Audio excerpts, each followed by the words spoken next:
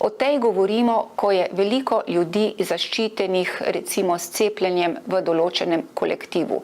Če je veliko ljudi imunih na povzročitelja, se povzročitelj ne more prenašati, bolezen izveni.